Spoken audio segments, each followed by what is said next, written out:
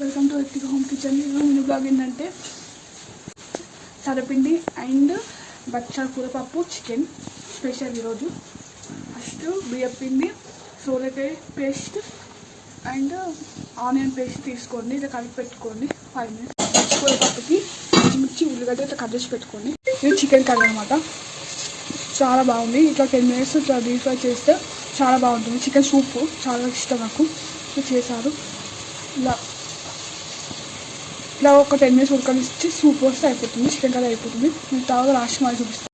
చికెన్లో ఇంకా సూప్ పోసుకొని ఇలా మసాలా పెట్టుకోవాలి. ఇందులో 2 పచ్చిమిర్చి వేసుకోవాలి.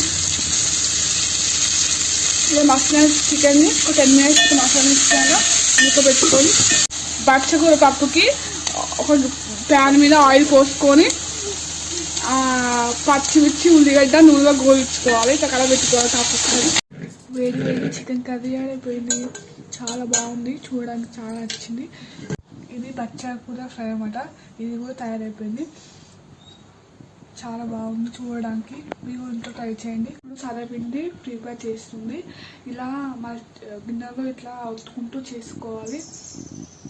చూడండి గైస్, ఇదే అండి సరపిండి. మా ఇంట్లో 3 వెరైటీస్ చేశారు, చాలా బాగా అనిపిస్తుంది. Thank you so much for watching this video. Bye bye.